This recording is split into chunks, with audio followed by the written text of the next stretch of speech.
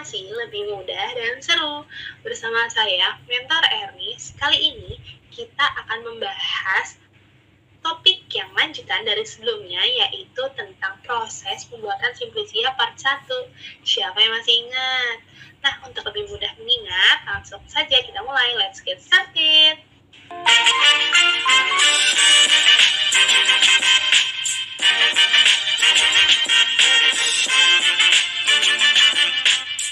Nah, teman-teman, di video sebelumnya kita udah bahas nih tentang 3 proses pembuatan Simplicia. Kalau teman-teman ingat, sebelumnya itu kita sudah belajar tentang pengumpulan bahan baku, sortasi basah, serta pencucian dan penirisan. Di video kali ini kita akan bahas lanjutannya nih, yaitu ada perajangan, pengeringan, sortasi kering, pengemasan dan pelabelan, serta penyimpanan. Yuk kita bahas. Nah, teman-teman bisa lihat nih, tadi proses selanjutnya adalah perajangan dari Simplicia. Nah, perajangan ini dilakukan agar diperoleh Simplicia dengan ukuran yang lebih kecil, sehingga mempermudah proses pengeringan. Nah, teman-teman pasti tahu kan, semakin tipis dari bagian tanaman, maka makin cepat kering juga. Namun, semakin rentan akan kerusakan dan kehilangan dari minyak atsiri pada beberapa Simplicia. Jadi perlu hati-hati juga ya. Lalu, keuntungan dari proses ini adalah akan mempermudah pengemasan dan juga penggilingan. Nah, perajangan ini dilakukan dengan menggunakan pisau atau mesin tajam khusus atau mungkin biasa disebut dengan rasingko. Ketebalan dari irisan Simplicia ini berbeda-beda nih teman-teman. Kalau untuk rimpang, umbi, akar itu adalah plus minus 3 mm. Kalau untuk daun dia itu dipotong melintang dengan lebar plus minus 2 cm. Dan untuk kulit batang dia itu diiris dengan ukuran 2 kali 2 cm. Nah, kalau misalkan rimpang nih, dia itu umumnya diiris melintang, kecuali rimpang jahe, kunyit, kencur, dia itu dipotong secara membujur agar sel yang mempunyai minyak atsirinya itu tidak pecah. Nah, selanjutnya adalah proses pengeringan dari Simplicia. Nah, tadi kan kita udah merajang nih, atau sudah merubah bentuk dari Simplicia menjadi lebih kecil. Selanjutnya dilakukan pengeringan untuk mengurangi kadar air dalam tanaman tersebut. Pengeringan dapat berasal dari sinar matahari, baik secara langsung ataupun ditutupi dengan kain hitam, atau bisa juga loh berasal dari pengeringan buatan dengan menggunakan oven. Nah, pengeringan dengan sinar matahari langsung ini dapat dilakukan pada kayu, kulit kayu, dan biji untuk senyawa aktif Simplicia yang termostabil atau yaitu bisa tahan terhadap panas. Nah, sedangkan untuk pengeringan dengan diangin-anginkan itu dapat diterapkan untuk Simplicia seperti daun, bunga, atau bagian lunak, ataupun volatil, atau disebut juga dengan bagian yang mudah menguap. Nah, teman-teman bisa lihat tuh di gambar ya.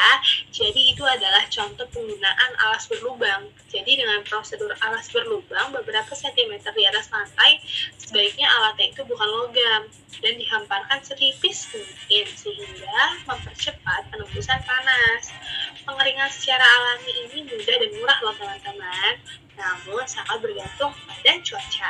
Nah, kalau tadi dia itu bergantung dengan cuaca, kalau ini adalah pengeringan buatan atau menggunakan oven.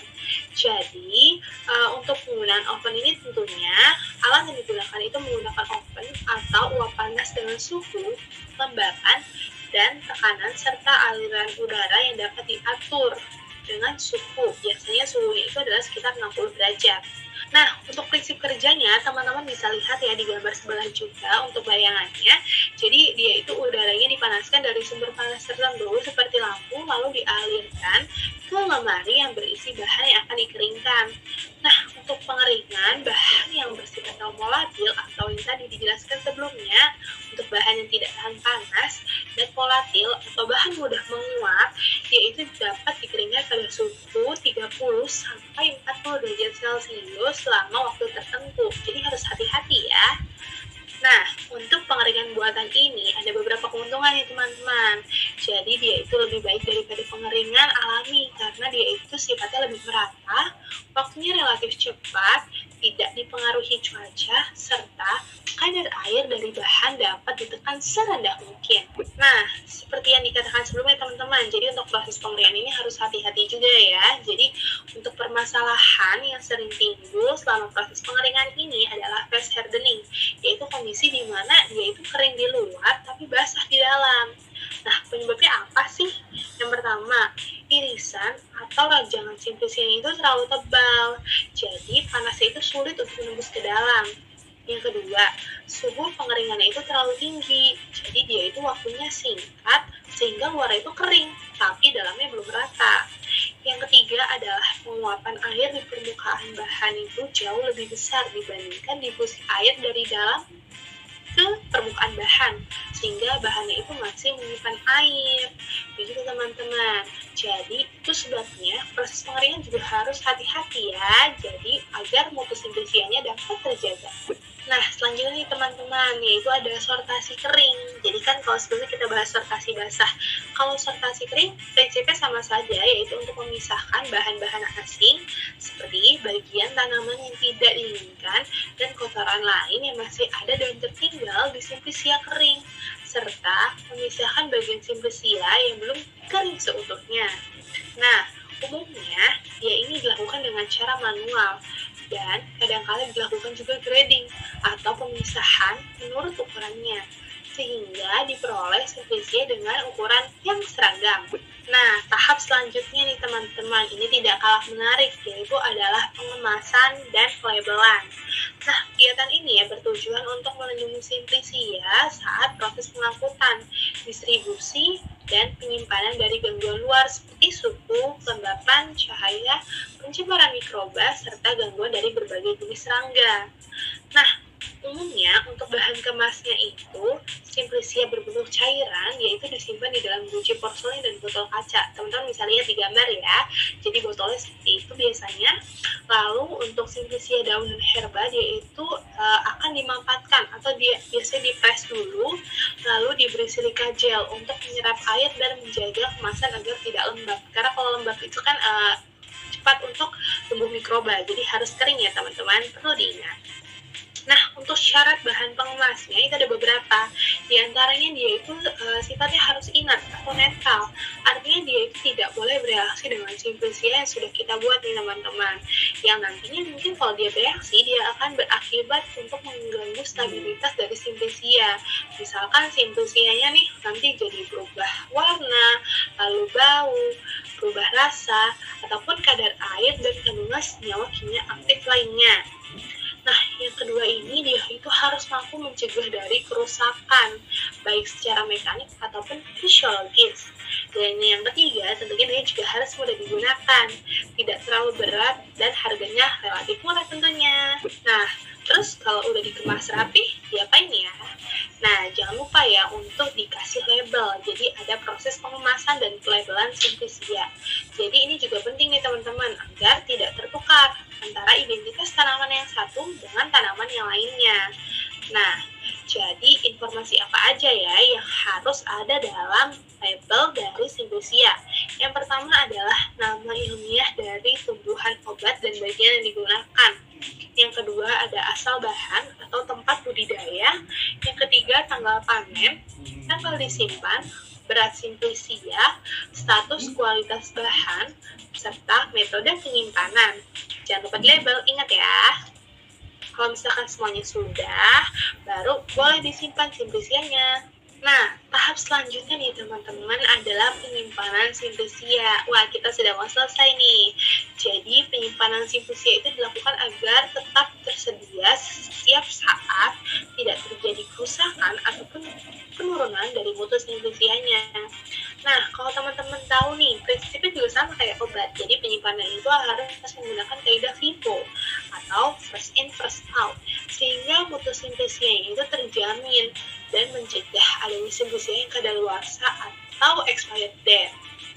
Nah, untuk kerusakan simplisia itu dapat disebabkan oleh beberapa hal nih teman-teman. Yang pertama, ini perlu diperhatikan ya, adalah cahaya yang mempengaruhi sifat fisik dan kimiawi. Yang kedua, ada oksigen di udara. Nah, ini perlu teman-teman ingat juga. karena simplisia itu bisa teroksidasi. Begitu. Yang ketiga ada reaksi kimia internal, karena simplisia itu bisa mengalami fermentasi ataupun polimerisasi dan lainnya. Lanjut ada dehidrasi, karena kelembapan udara di luar itu lebih rendah daripada si simplisia. Nah, selanjutnya ada penyerapan air untuk simplisia yang dia sifatnya itu higroskopis. Dan ada juga pengotoran akibat misalkan kontaminasi debu, pasir, dan lain-lain. Nah, selanjutnya ada serangga. Nah, ini juga harus hati-hati nih. Jangan sampai kita udah capek-capek menyimpan, dia dimakan serangga. Nah, selanjutnya adalah kapang. Nah, dia ini jika kadar air di simplisia itu masih tinggi, makanya tadi proses pengeringan itu harus maksimal. Nah, harapannya nih teman-teman, dengan kita mengikuti kaidah penyimpanan yang benar dan baik, penyimpanan itu dapat mencegah kerusakan simplisia dari beberapa hal di atas ya. Nah, penyimpanan simplisia yang mudah menyerap air yaitu harus disimpan dalam wadah yang tertutup berisi kapur tohor. Sedangkan untuk simplisia umum dia itu dapat disimpan dengan suhu kamar nih. Jadi antara suhu 15 sampai dengan 30 derajat Celcius, atau tempat sejuk suhu 5 sampai 15 derajat Celcius, atau tempat dingin yaitu 0 sampai 5 derajat Celcius. Nah, semua ini adalah tergantung dari sifat dari simplisia yang kita buat ya teman-teman. Jadi kita harus tahu nih sifatnya seperti apa. Nah, bergantung juga ke ketahanan simplisia. Nah, sedangkan untuk simplisia yang fotolabil yaitu disimpan pada wadah atau tempat gelap yang tertutup rapat. Sudah cukup jelas kan? Nah, masih berhubungan dengan penyimpanan nih teman-teman. Jadi, selain karakteristik penyimpanan, ada juga nih ruang penyimpanan kita itu harus memenuhi standar atau beberapa karakteristik. Di antaranya, kalau untuk ruang biasa, itu suhu kamar ataupun ber-AC. Nah, gudang simplisianya itu dia harus terpisah dari tempat penyimpanan bahan lain, misalkan kayak benih, pupuk, dan alat-alat lainnya. Lalu, ventilasi udaranya itu juga baik dan bebas dari kebocoran dan masuknya air hujan. Lalu, untuk suhu gudang, ini juga penting teman-teman. Suhunya itu adalah kurang lebih 30 derajat Celcius dengan kelembapan udara mungkin sekitar 65%. Nah, sinar matahari juga nggak boleh langsung masuk ya teman-teman, karena itu nanti bisa mempengaruhi mutu simplisia. Lalu, ada alur keluar masuk yang mudah, dan simplisianya itu tidak ditumpuk terlalu tinggi dan tidak langsung mengenai lantai atau bisa diberi alas. Lanjut, usahakan untuk penyimpanan itu 1 tahun atau atur persediaan sebaik mungkin. Dan yang terakhir, jangan lupa untuk cek kondisi simplisia secara berkala. Nah, sekian sob untuk proses pembuatan simplisia secara detailnya. Untuk lebih memudahkan pemahaman kita nih, kita lanjut ke perhatian soal ya. Let's check it out. Nah, kita bahas untuk soal yang pertama nih. Ada seorang personal di bagian produksi sedang melakukan pengeringan bahan baku simplisia kayu secang. Siapa yang tahu kayu secang? Nah, untuk metode pengeringan apa yang sesuai untuk simplisia tersebut? Kalau dari sini kira-kira menggunakan metode yang mana ya? Oke, nah kalau misalkan kita lihat nih ya, jadi kita temukan 2 keyword nih dari soal ini, yaitu ada simplisia kayu secang dan proses pengeringan. Nah, maka metode yang cocok untuk simplisia kayu secang atau kayu yang keras itu dengan menggunakan, ya betul, matahari langsung atau secara alami. Gampang kan? Kita lanjut ke soal yang kedua. Oke, kita lanjut ke soal kedua. Ini ada dalam suatu proses pengeringan ditemukan suatu simplisia yang kering di bagian luar tapi basah di bagian dalam. Jika Anda menjadi seorang apoteker di produksi, maka langkah apa yang akan Anda ambil? Nah, coba nih teman-teman sambil membayangkan nih, kalau jadi apoteker produksi akan melakukan apa ya? Masih ingat apa namanya? Yuk. Nah, di situ terlihat bahwa untuk permasalahan yang terjadi ini adalah face hardening. Teman-teman masih ingat kan gambaran tadi? Jadi dia itu adalah kering di luar tapi bagiannya itu masih basah. Penyebabnya masih ingat? Yuk kita bahas detailnya di slide sebelah. Nah, ini untuk penyebab fast hardening. Kalau teman-teman tadi masih ingat, fast hardening itu ada penyebabnya. Jadi salah satunya diantaranya adalah irisan atau rajangannya itu terlalu tebal. Jadi panasnya itu tadi ya sulit untuk menembus ke dalam. Lalu ada suhunya yang terlalu tinggi dan waktunya itu terlalu singkat. Jadi pengeringan itu dia belum rata sempurna ke semua bagian dari tanaman. Yang ketiga, penguapan air di permukaan bahan itu lebih besar daripada di dalam bahan. Untuk cara mengatasinya nih teman-teman, kalau tadi irisan rajangannya terlalu tebal, berarti kita sesuaikan irisannya itu sesuai dengan bagian tanamannya. Lalu untuk pengeringannya juga jangan menggunakan suhu terlalu tinggi, jadi kita harus sesuaikan juga nih suhunya, cukupkan waktunya. Dan untuk masalah penguapan air ini, kita bisa atur dengan mengusahakan atur luas permukaan sintesia menjadi lebih besar. Mudah kan?